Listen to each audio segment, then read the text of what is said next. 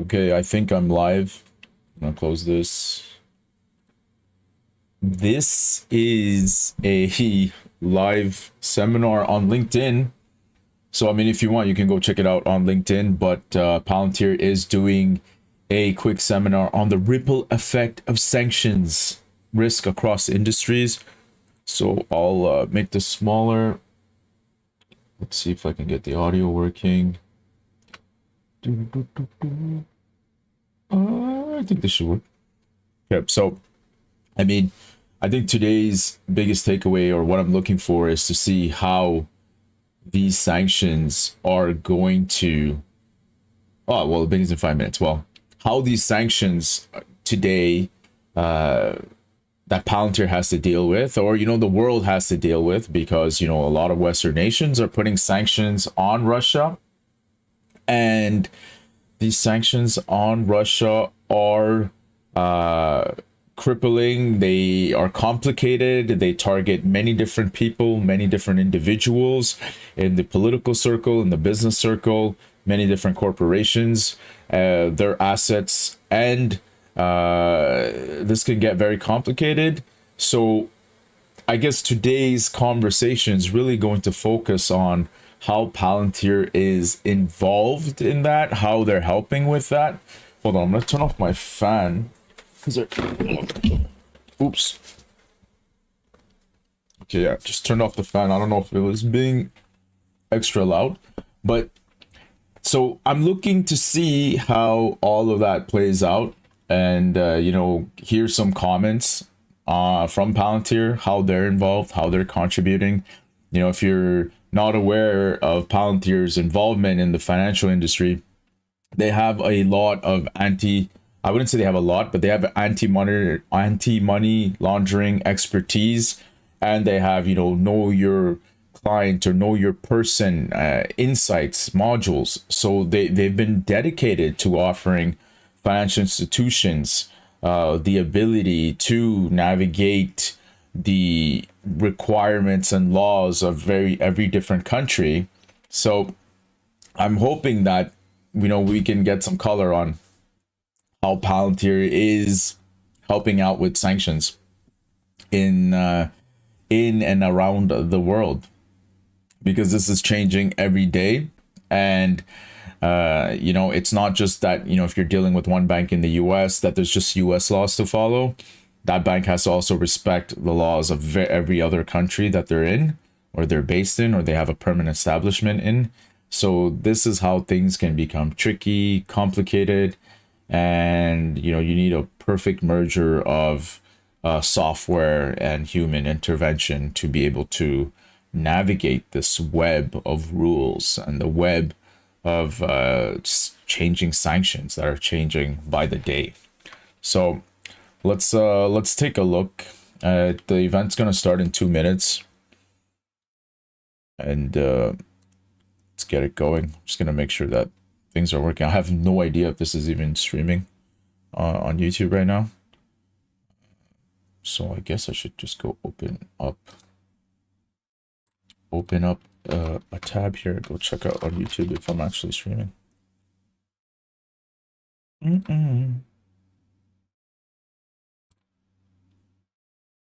Yeah, oh yeah, I see it. Okay, yeah, I am live. And thanks, Harold. Hope your day is going good too, man. I was like in back-to-back meetings all day. Decided to take a half hour to jump in and check this out. What about you? What time zone are you in? Hey, sup, Drew? What's up, guys? Hope you guys are all doing well. Are you guys all based in the States, or like in Canada on the east side? Yeah, party on all day. We got 1 minute. Okay, so hopefully this is going to be a very interactive and exciting presentation. It's not going to be like super dry reading from the screen. I hate when that happens, but we'll see. We'll see how it goes. Let's get it going.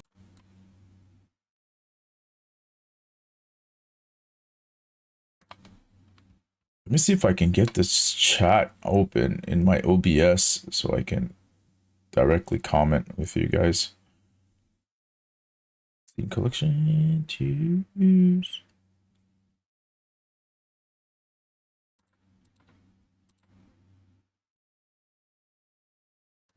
No, that's not it.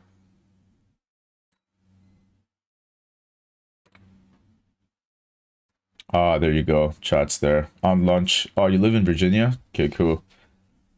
I actually registered a company for sales tax in Virginia recently. All right, so wait, is this working? Oh, Welcome to LinkedIn Live. We are living in challenging times, as we all know, times most of us could not have imagined in the early years of the 21st century. There's been 9/11 and its aftermath. There have been the wars in Iraq and Afghanistan, a global pandemic that continues, and most recently, a complicated global geopolitical scene with tensions between superpowers at their highest point since the Cuban Missile Crisis. COVID-19 has created massive global supply chain disruptions in the last 2+ years, and the Russian invasion of Ukraine has further negatively impacted that global supply chain. In fact, according to industry experts, the war, along with sanctions on companies doing business with Russia, as well as United States companies pulling out of Russia, will have long-standing effects on global supply chains and even exacerbate global inflation. And we know that problems are getting even more complex, not less. But it may also provide some opportunities to address supply chain vulnerabilities. We at Palantir build software that meets those challenges head on by empowering organizations to effectively integrate their data, their decisions, and their operations. So, be it anti money laundering, addressing supply chain challenges, or meeting the demands of customers, regulators, and today's and tomorrow's markets, our platforms are used all across the private sector and the public and nonprofit sectors to help organizations quickly, comprehensively, and effectively implement solutions to those organizations' hardest problems. Today, we're going to discuss the evolving use of sanctions and the implications that sanctions have had across both the financial sector and supply chains. So good morning or good afternoon. My name is Wendy Anderson. I am senior counselor at Palantir. And what I'd like to do is introduce two additional expert Palantirians, Jack Dobson and Daniel Nagel, who will introduce themselves briefly and then we'll launch into questions. Jack, please go first. Amazing. Thanks, Wendy. Hello, everyone. I'm Jack Dobson. I've been at Palantir around 3 years, operating out of our London office. And I've worked across multiple industries at Palantir, but most recently, my focus has been leading our supply chain resiliency efforts across our commercial business. So this includes supporting our sales and outreach efforts across all supply chain clients, as well as leading our internal product strategy for supply chain resiliency. And with that, I'll hand you over to Daniel. Thanks, Jack. Thanks, Wendy. I'm Daniel Nagel. I have the pleasure of being part of the anti-financial crime business unit here within Palantir. My focus has always been helping clients, regulators, and everyone deal with problems pursuant to combating any form of financial crime, be that anti-money laundering, fraud. What I didn't expect is the supply chain. I didn't see that angle, so that's pretty cool. And vendor relationships over the course of the past few years. Terrific, gentlemen. Thank you very much. As you both know, quite unbelievably, we're on day 26 of the Russian invasion of Ukraine. And what we've seen from the beginning of this conflict are United States and also NATO country leadership attempts to support Ukraine, but not predominantly in conventional ways, right? Not boots on the ground inside country, and not necessarily providing direct air support that would put the United States or NATO countries in direct conflict with the Russians. What we have seen is economic sanctions, and more economic sanctions. On February the 21st of this year, the Biden administration issued an executive order stopping new U.S. investments, exports to, and imports from both the Ukrainian regions of Luhansk and Donetsk. This builds off of the 2014 executive order that sanctioned Russia after its illegal annexation of Crimea. So, really, after the last, I would say, 3.5 weeks or so, almost month, the UK, the US, and the European Union have designated more than 1,000 Russian individuals and entities, including government officials, banks, businesses, oligarchs. We know that President Putin has called these sanctions a quote, economics blitzkrieg. The Biden administration and NATO countries have had the goal, and Daniel, really, I'll address this first question to you in a moment. They've really had the goal of crushing and devastating the Russian economy with the intent of creating such unbearable domestic pressure for President Putin that he stops or slows the war. Unexpectedly large impact of sanctions and unexpected degree of self-sanctions by private sector companies as well. It's been called an economic shock and awe campaign, for example. Never before has such a large modern economy been cut off so quickly from most of the world. We know sanctions are not a new tool. We know that they come with a history of having mixed bag success. And we know that the world has essentially been trying to use them for 70 years. And as devastating as they can be, sometimes they don't actually end up changing the behavior of a particular person or government. So, Daniel, to you, walk us through what is happening in your view right now in terms of sanctions. Really give us the latest and outline for us the different categories and relationships that we're seeing among the physicality of financial goods, the financial aspect, the associated movements of those goods, and then really the regulatory aspects. Thanks, Wendy. That's a great question. So fundamentally, what we're seeing right now is a large, complex endeavor ultimately being taken part by several governments around the world to try and use economic means to force the Russian Federation to come to the table peacefully. The basis of this, as you've correctly pointed out, is to utilize sanctions as a means to target specific trade, the movement of goods, be those financial or otherwise, to look at how trades are authorized through financial entities. So how the banks lend money, get access to money, send money, and the financial plumbing necessary. And further, to block through the use of regulations, the movement of those goods, of business, and of specific entities to directly target the military complex in the Russian Federation. Yesterday, we saw an excellent example of this in the form of Australia halting the movement of aluminium, which, as you're probably aware, is a dual-use good and directly necessary for the creation of ammunition. Other things that we've seen over the course of the last few weeks have been directly targeted at both the officials running the Russian Federation as well as their supporters, key members of the so-called inner sanctum who financially support the government there in order to ensure that the regime can execute this military operation and further the goals of the country in Ukraine. So beyond that, we've also seen direct sanctions against the banks themselves, against their ability to access the financial system known as SWIFT, so that money can dot around the globe and ensure the free flow of trade. But further, we've seen other sanctions come into place that have stopped even regular goods that Russia is known for, from steel straight down to wheat, straight down to vodka and other things that are more premium or luxury items that the rest of the Russian economy are completely necessitate to build its macroeconomic elements from. I think ultimately it's worth noting that while the totalitarian mechanisms necessary using sanctions as a means of blocking Russia, the Western countries and indeed beyond have been fair in trying to keep the global economy going and let certain bond payments be made. And I think that was quite critical.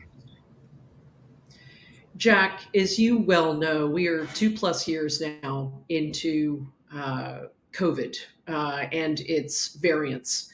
Really, the last thing we all needed was a global crisis of this magnitude. As a result, here we are. And we're now in a situation where these complexities that Daniel did a superb job at elucidating have entered into the supply chain, right? So, forcing a new reality for manufacturing, for commodity extraction, for energy, for defense, all of it. So, as we start to scratch at all of this, what do we need to be thinking about? In other words, how do we protect really what is left of a pretty battered global supply chain to make sure that first and foremost, the people of Ukraine are getting what they need on a timeline that they need it, but also so that the world itself has a functional economic structure, as we try to resolve this conflict without triggering an even greater conflagration. No, so Wendy, as you mentioned, sanctions and export controls impacting global supply chains are not a recent development. Over the past 10 years, world powers have imposed significant economic sanctions on North Korea, for example. And I call on this example because I think this kind of pulls into the lens just how detailed and how many layers into this problem we're getting, and we have gotten over the past few years. So, among other things, regulations set by the Office of Foreign Assets Control currently prohibit the import of any goods made in North Korea or by its state agencies into the US.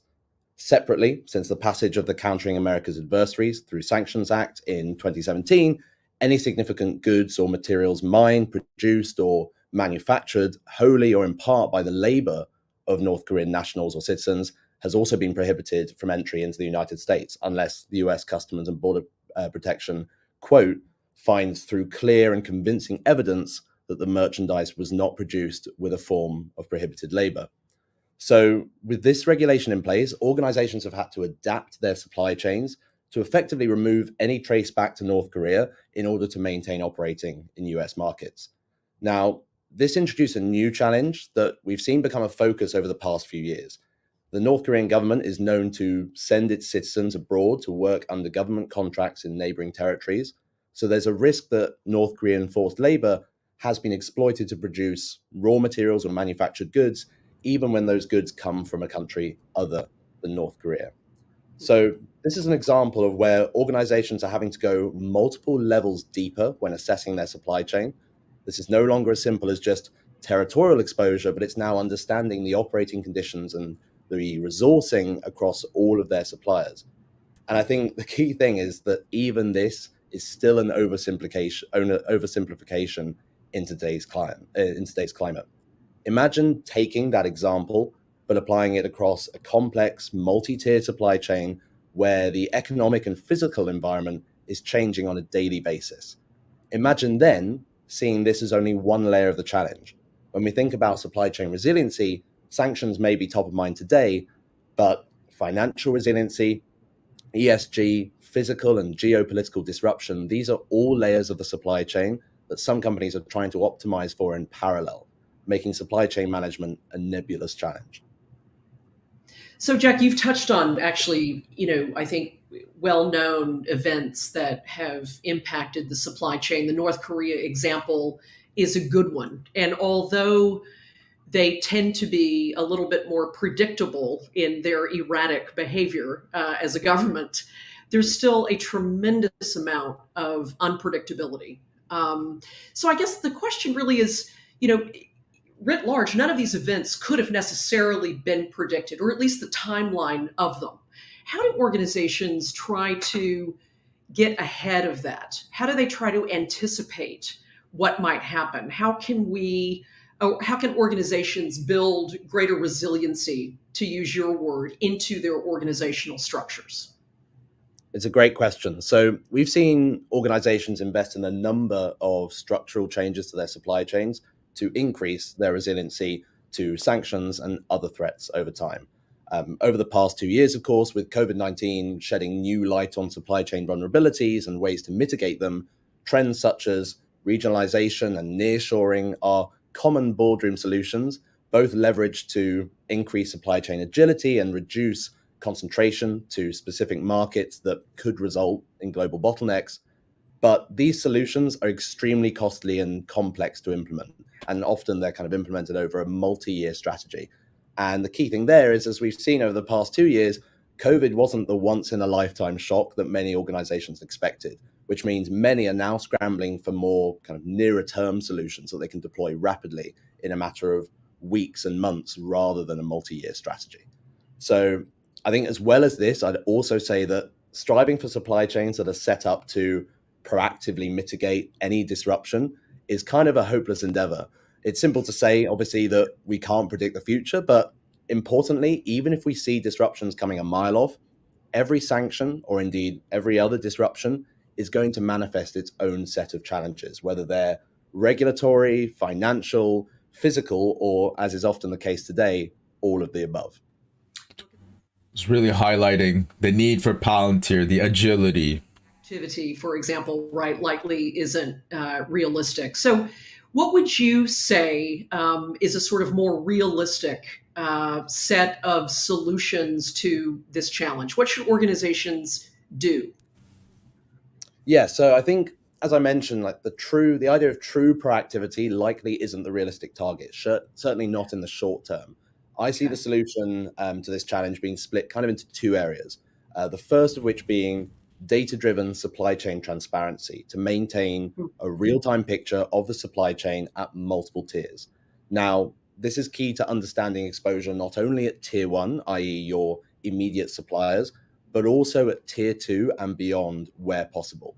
Now, of course, there is no magic button to build this, but iterating on this foundation and importantly, contextualizing it with multiple sources of insight can help build that 360 picture of your supply chain. And of course, seeing how your concentration to different suppliers and the resulting exposure to sanctions and other factors is changing over time. So, Jack, before you actually give your second example, I just want to make sure I'm hearing you correctly. So, in other words, you're really proposing or talking about creating a kind of real-time common operating picture, for lack of a better phrase. 100%. So I think the key there is, and this is a concept we talk about a lot, like having a kind of a digital twin of the supply chain is a topic that many seek to achieve.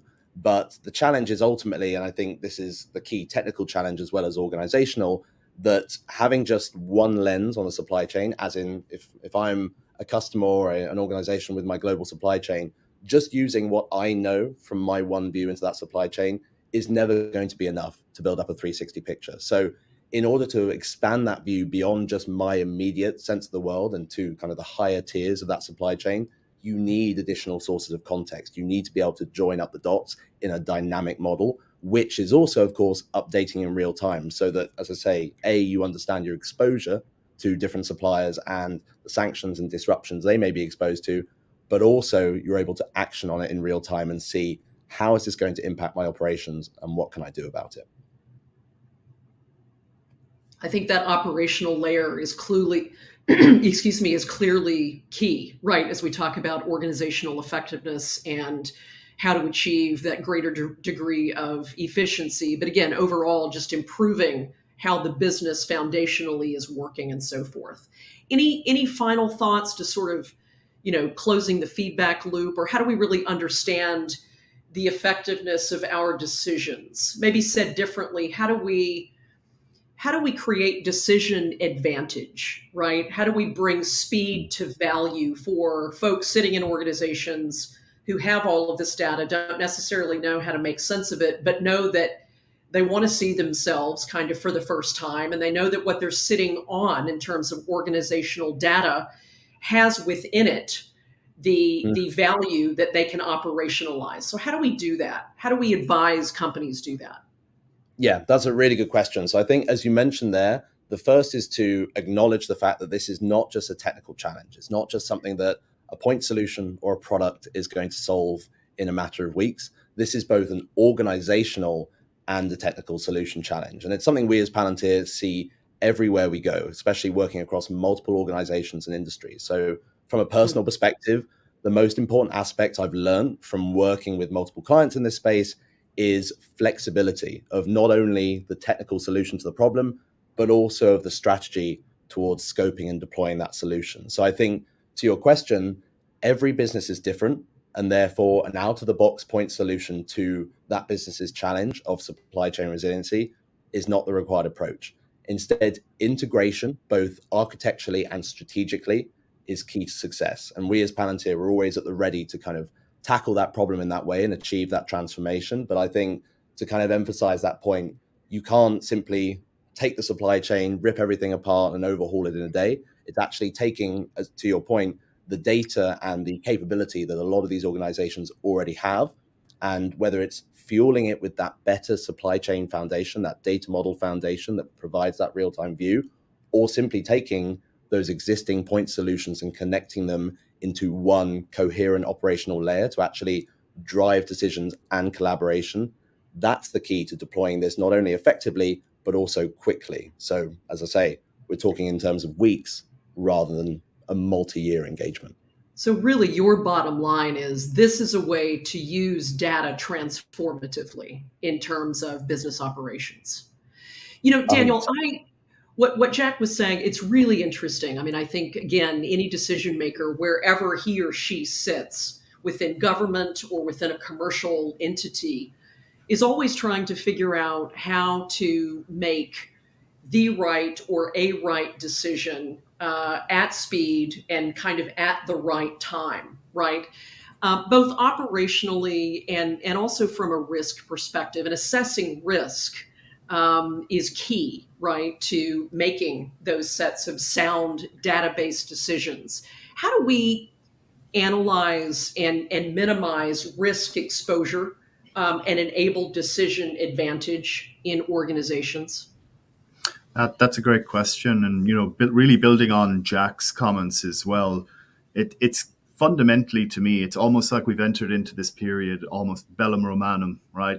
But very much akin to the sanctions world, right? Because the far-reaching effect of this war is going to drive complexity and quite a large degree of internal review to fully understand all of these problems that are going to arise at an organizational level, at a business process level, even at a fundamental technology level.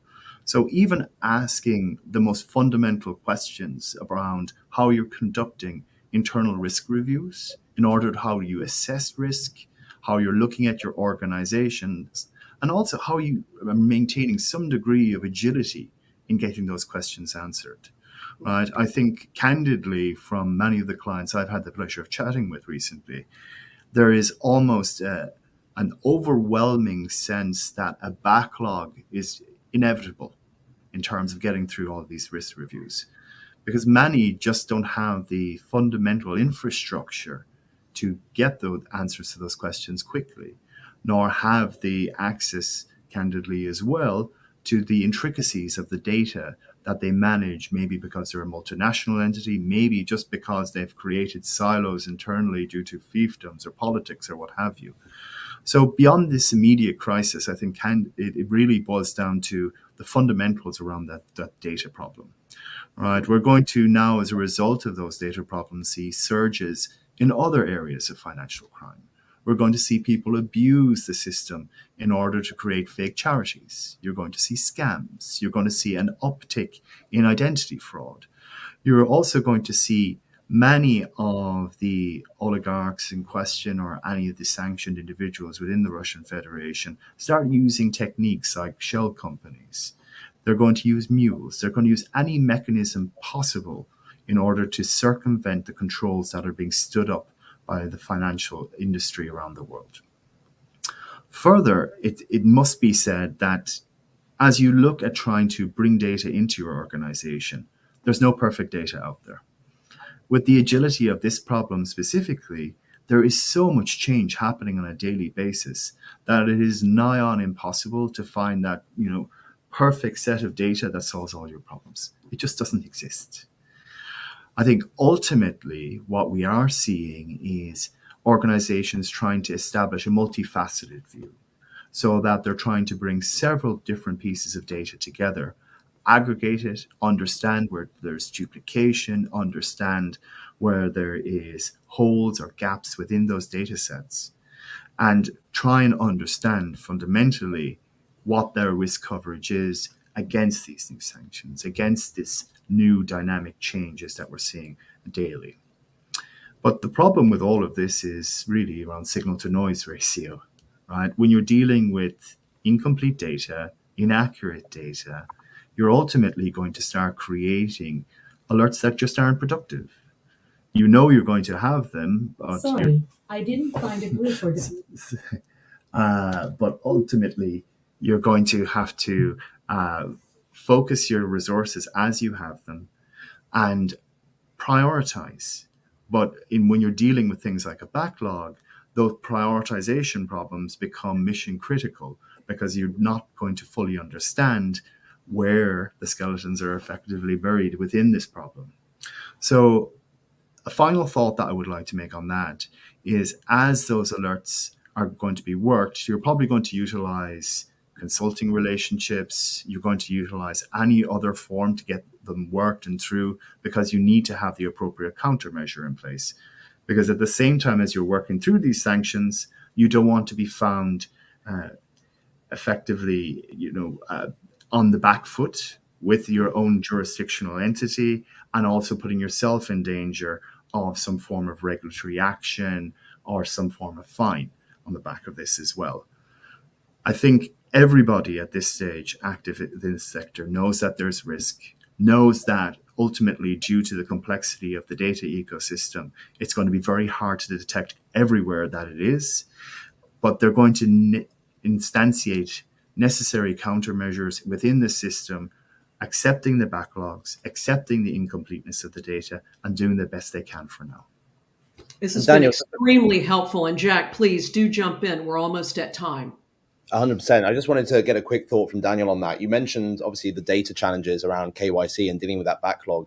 I think another challenge I've seen, even once you solve the data picture, is actually turning the KYC process and the compliance process into more of a structured and standardized workflow, something that has clearer outcomes, clearer kind of process to it. I think that's something that a lot of businesses, they're still doing manually, they're still collating data and kind of doing things on the spot. And a lot of that work is siloed, of course, across different teams and individuals. So curious to get your thoughts on how industries can better, not just upskill the availability of data, but also level up the process behind how they're actually doing these compliance checks. I think I would ask them to take a little bit of a review of their organization and ask some core questions of their teams. Are they utilizing AI, machine learning, effectively? Are they looking at anti-resolution and getting the accuracy that they need in order to push the dial forward? Are they still dealing with inaccurate results? Are they still utilizing legacy approaches? I think everyone on this call is aware that, over the course of the last 25 years, we've not solved for money laundering. We're still dealing with fraud. There is no silver bullet that has stopped all of these crimes from occurring. So we need to be smarter. We need to be faster. We need to think more dynamically about how do we insert some degree of agility into what is fundamentally a very complicated problem. So yes, I think ultimately we're going to see that need, that adrenaline shot, in order to get organizations moving and try and solve these KYC problems more closer to real time, more enrichment necessary, and also in maintaining that risk-based approach. Well, Jack and Daniel, sadly, we're at time. 30 minutes flies by. This is an incredibly important conversation. I really appreciate your thought leadership. And I just want to say thank you for joining our LinkedIn Live again. We don't have time for questions, but if anyone would like to have further conversation, please feel free to reach out directly to Daniel Nagel, Jack Dobson, or myself, Wendy Anderson. You can also send questions to business@Palantir. Ooh, did they get cut off? I think they did, because I know I have high-speed internet. So I'm pretty sure it ended up. Okay, well, that was a great presentation anyways. All right, so let's go. So honestly, first, if no one picked up on this, Wendy Anderson, she's her the way she presents, the way she speaks is really, really well done. And I was looking her up on LinkedIn before, and did you know that she was a former senior official in the Obama Biden administration? And now she's considered a national security and defense tech executive, and she's a VP at she's a VP, senior VP at Palantir. So that's it's a senior counselor. Oh, now she's senior counselor at Palantir, which is pretty cool. It's pretty incredible. Let me hit display button. Yeah, it's dead. So yeah, that thing ended. So she's pretty authoritative. She knows what she's talking about. For me, what I really took away from all of this is, resolving or trying to attack the sanctions, the evolving sanctions. There is no one-stop shop solution. It is complex, it is evolving, it is changing. And what Daniel mentioned was, as sanctions increase, the risks increase 100%. But now people, the actors that are being sanctioned, they also react to sanctions. They react by creating shell companies. They react by having mules or consultants or money movers involved. They find workarounds. And you as a company, a multinational company that's involved in complex operations, let's say, you're in mining or building aircraft or whatever it might be, your supply chain, you might have visibility on your tier 1 supplier, tier 2 supplier, but do you have visibility on your tier 3, your tier 2 supplier, your tier 3, 4? Do you have that detail? The example that Jake gave, or Jack gave, Jack gave about how North Korea is trying to get around sanctions by moving their labor to other countries and forcing them to do work there. So the source of the raw materials are from another country, but it's really North Koreans who are working on it. That's one way that they're trying to get around sanctions. And when you think about one firm in Vietnam buying something and selling it to another firm in Cambodia, and then that firm in Cambodia sells it to a European firm, then gets that to the US, how hard is it for people to be able to trace that? So what needs to be done is to really be proactive and get in the data, and be integrated with your tier 2, 3, 4 suppliers so you can have that visibility, so you can limit your risk. And I saw a seminar where, there was President Putin, President Macron from France. They were all in, having this powwow, a public seminar. And in it, President Putin was telling the European entities, like, hey, France, how much did you pay last year in sanctions, in fees, because you guys didn't comply to sanctions? And the president of France was like, yeah, it was in the billions. And President Putin's like, why are you paying it? Why are you paying it? Like, why are you even complying to these sanctions? Why would you do it? And he was just like, well, this is the rule of law that we all agreed to and we all have to pay. And if our firms get caught messing up, then these are the facts. They have to deal with the consequences. And Putin was like, yeah, you shouldn't pay it. You shouldn't pay these fees. It's because of people like you who are paying these fees that sanctions continue to exist and they can continue to, abuse the targeted countries. And obviously, Putin's point of view is like, yeah, no one should comply to sanctions, because if no one follows the rules, then no one will follow the rules. And clearly, it's because his organization or the Russian Federation, the people in it, are being targeted, or he knew, oh snap, I'm gonna do ABC in in a year or so I don't want to be targeted by sanctions. But that was something that really stood out to me. What Jake was saying, I really didn't pick up on. Like, I didn't consider it at the beginning. I was only thinking about the anti-money laundering, the KYP, know your person, or KYC, sorry, know your client or know your customer. But there's a supply chain impacts too, and I was totally oblivious to it because I just jumped right into it. But the supply chain impacts are huge, right? Like COVID already messed up the supply chain. It was already very fragile. Parts were very late. Remember, before COVID, people were operating in a just-in-time model where things were supposed to come right on time. You don't carry too much inventory. Everything, the balance sheet's strong. Everything's good. Operations were flowing perfectly. Maybe you had a few inventory on the side for emergencies, but big components that cost 600,000, 700,000. I used to work at a firm where we used to build private jets. And the wings of the jets would cost $1 million. So you wouldn't have 10, 20 wings just sitting around in the factory. You would just have it come in as you need it. And it needed to flow nicely. And that's how the automotive industry, that's how all these heavy industries work. And the fact that now you had, COVID that disrupted the supply chain, the chips are disrupted, the critical chips that go into, cars, everything that we use, that's disrupted. And now you have sanctions coming in against the Russian Federation and their businesses. So that means the supply chain is disrupted even more. It's just being more amplified.